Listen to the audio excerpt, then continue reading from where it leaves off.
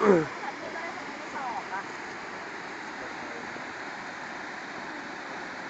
ำตกเหวนรกครับ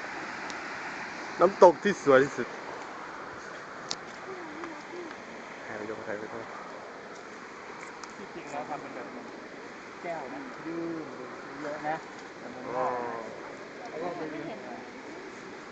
สวยไหมสวยไหมสวยไหมสวยไหมสวยอะถ่ายรูปหรืออะไรเนี่ยถ่ายรูปถ่ายวิดีโอสวยไหมหนูสวยไหม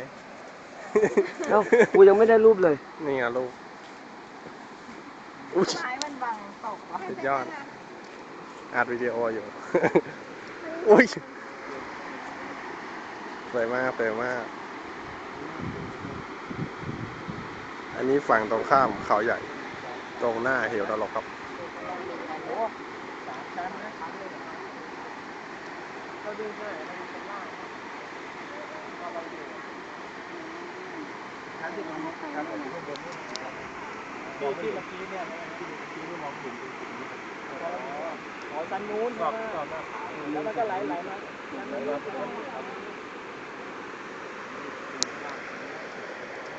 ามันมีทางลงที่ว่าเป็นดูไปแต่ลายดูครับลายนี่มันบังอยู่ทั้งหมด4 ชั้นเขาผสมกันเลยเนี่ย2 3อยู่ตรงนี้นั้นโดดแบบตัวนั้นนะที่ฝรั่ง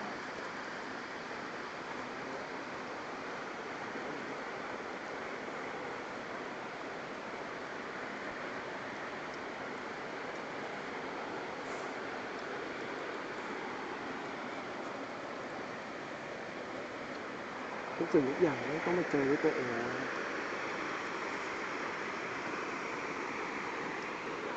ไอ้ตีตัวไอ้ตี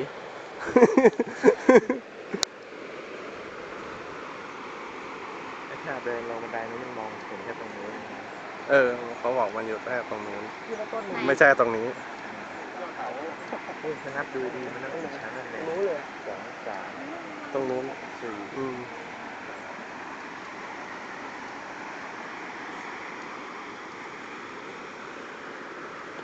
แต่ที่ช้างตกมาตาย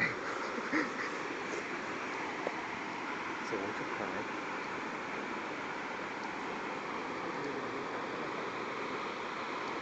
นี่ดูว่าน้ำมันน้อยเลยน้อยวิวเขาใหญ่สวยงามมากสุดคุ้มไหมครับกับทริปครั้งนี้ไม่เหนื่อยสวยจะตายจบปะไม่จบ